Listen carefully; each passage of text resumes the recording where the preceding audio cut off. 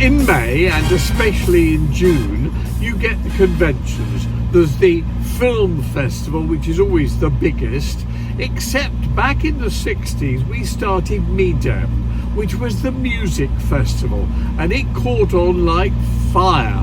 In those days it used to be in the winter months, in January or February, and people loved getting out to the south of France, which, even though it wasn't hot and sunny, was sunny, and people used to love coming here. I remember one of the very first meetups, I think it was 1966, might have been 65 or 67. Anyway, it was one of the very first meetups, and flying back, I was in a plane, obviously, going back to London, and in the next door seat was this little girl who just had some success singing as the lead singer of a little group that was doing quite well in America and catching on around the world, called the Supremes. And this little girl was a sweet little girl called Diana Ross, a couple of years older than me, but full of bounce and vigour, not in the slightest bit a diva, by the way.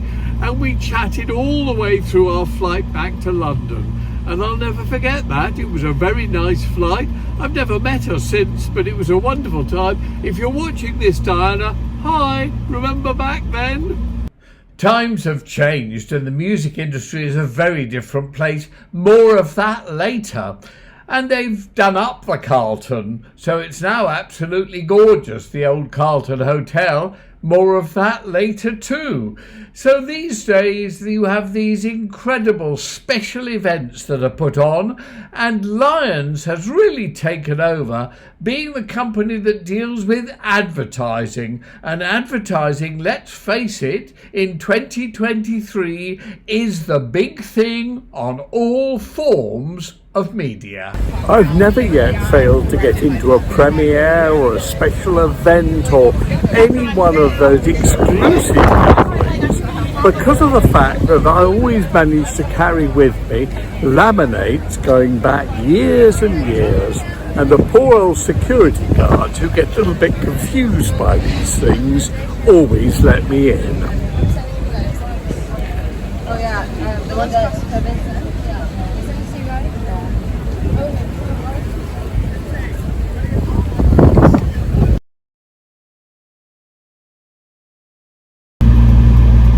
I can't afford to register to get in for these enormous conventions now. The Lions one, which is on at the moment, costs €9,000 for a 1 week ticket. €9,000 for a ticket. I can't afford that. I don't believe anybody can. In fact, I think those who can shouldn't be here. Why are they here? They've made their money. They know how to make fortunes. But anyway, I happened to be here at the time, and it's always quite nice to go into all the various functions that happen.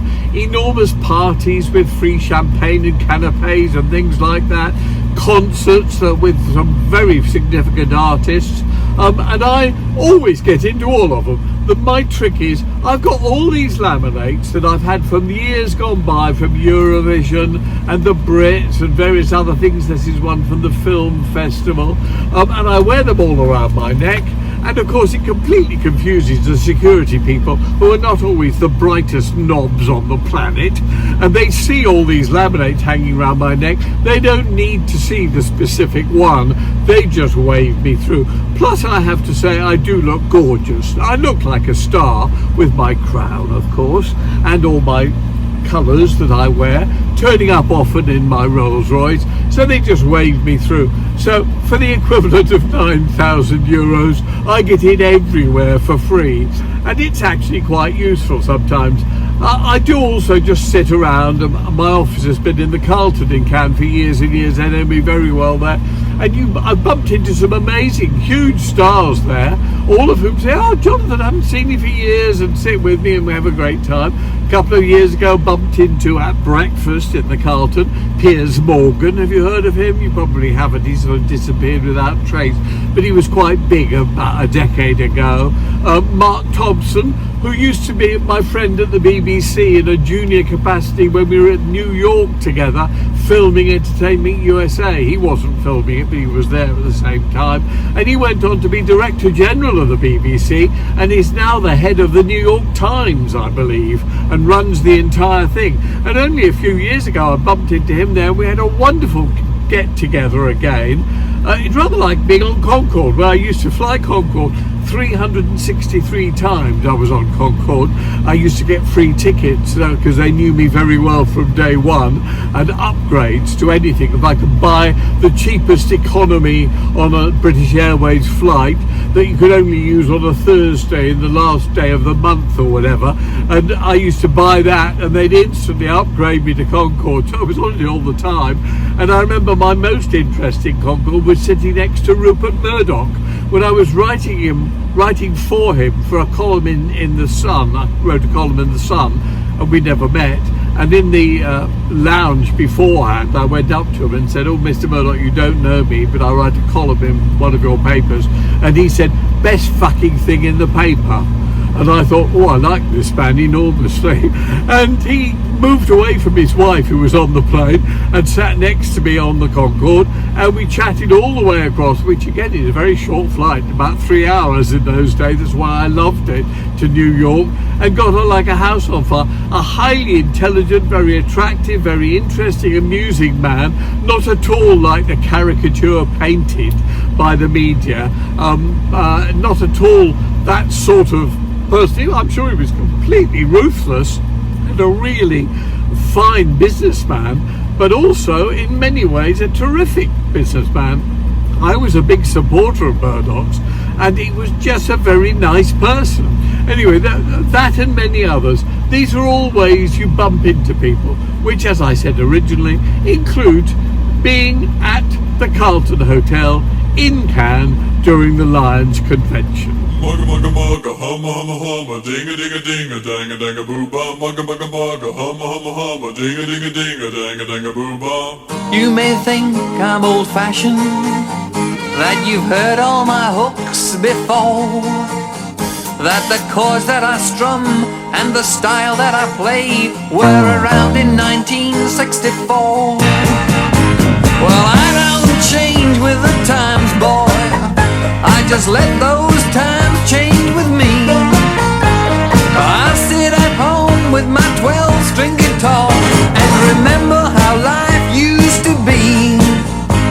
'Cause if I tried to play punk rock, or if I tried to rock and roll, you'd know the music wasn't in me. It's streets full of people in my soul. It would be like old DJs playing the new sounds, old singers making new songs, old teachers picking up new tricks. There's nothing so sad as when they go wrong. Old DJs playing the new sounds, old singers making new songs, old teachers picking up new tricks. There's nothing so sad as when they go wrong. Mugga mugga mugga, humma humma humma, dinga dinga dinga, danga danga boo ba. Mugga mugga mugga, humma humma humma, dinga dinga dinga, danga danga boo ba. None of us like getting older, so we cling on as long as we can. The secret is doing it gracefully and not looking like mutton dressed as lamb. There's a grace and a dignity in aging, and the songs can mature just as well. I'm happy I'm no longer a rebel, 'cause today those that are go through hell. And if I tried to play punk rock, or if I tried to rock and roll, you'd know the music wasn't in me. It's streets full of people in my soul. It would be like old DJs playing the new sounds, old singers making new songs, old teachers picking up new tricks. There's nothing so sad as when they go wrong. Old DJs playing the new sounds, old singers making new songs, old teachers picking up new tricks. There's nothing so sad as when they go wrong. There's nothing so sad as when they go wrong. And if every DJ over 21 doesn't play my music now, I might as well leave the business.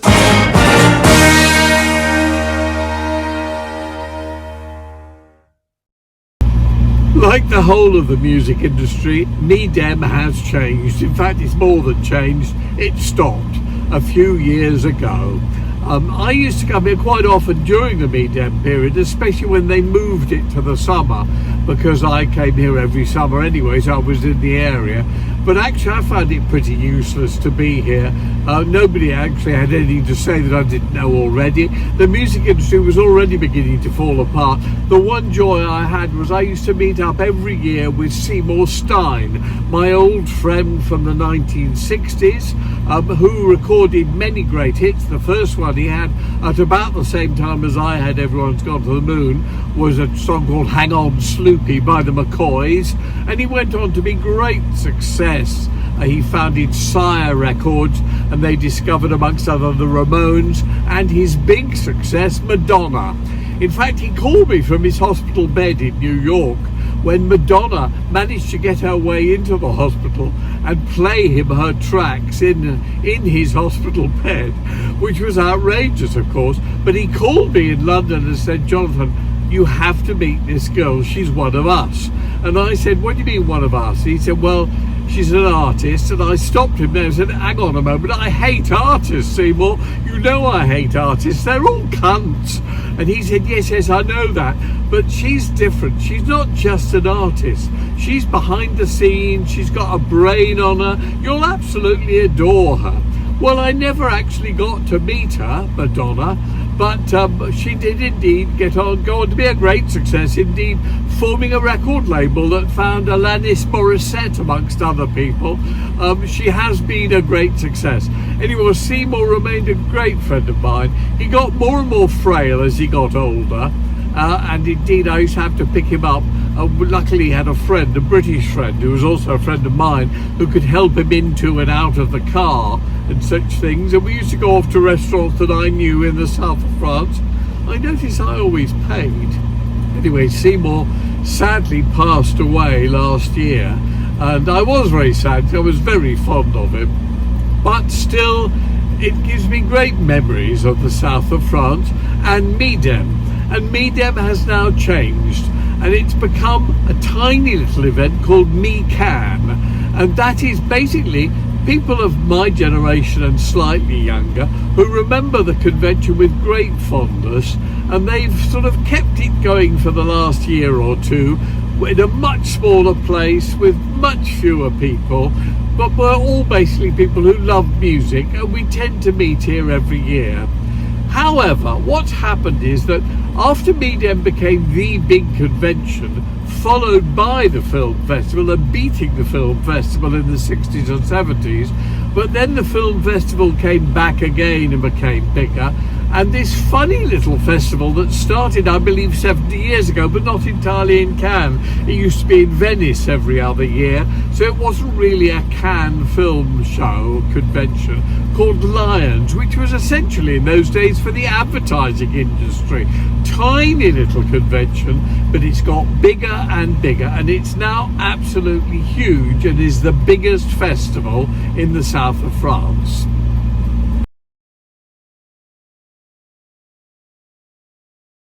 Okay.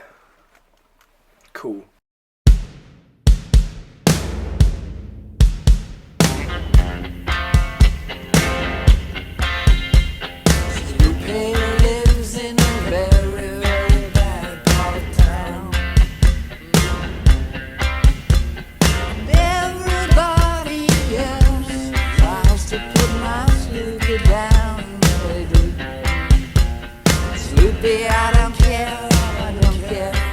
Your daddy do, 'cause you know, Sloopy girl, I'm in love with you.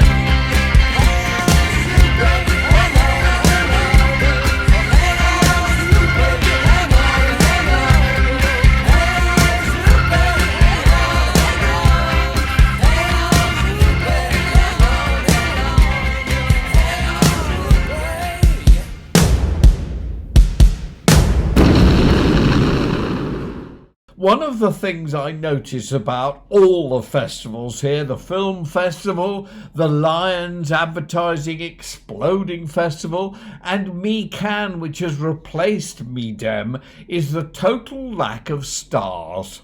There are no celebrities at any of these events anymore. And why is that? Well, I think the problem is that celebrities, stars, are no longer mass appeal artists. I think perhaps the last music mass appeal stars that emerged were Prince, Madonna, Michael Jackson, huge stars in essentially the 80s and perhaps crossing a little bit into the 90s. But by the 90s, which let's face it is 30 years ago, stars had stopped being mass appeal stars. They may be big names to their tiny specialist area of interest. And especially in music, that's very important to notice that as Me Dem shrank, closed down and become this tiny little Me Can event, mainly for old people who actually still love music and are involved in the music industry, people like me, in a tiny little building with a car park that's almost empty and people just eating the food rather than discussing music. Celebrities and mainly mass appeal music has stopped. Why is that? Well, the problem is really with the executives behind the music scene, being most of them, in fact, I dare say all of them, incapable of hearing, finding, making, breaking mass appeal hits. They've gone into the specialist market and devoted themselves in making a few millions from the specialist areas of music, rather than actually developing stars who appeal to millions of people. Anyway, that's my theory about the music world and why it's changed. I'll go into it in greater detail in subsequent issues and episodes of A Victim Bites Back. But for the moment, that's it for A Victim Bites Back 33. See you in 34.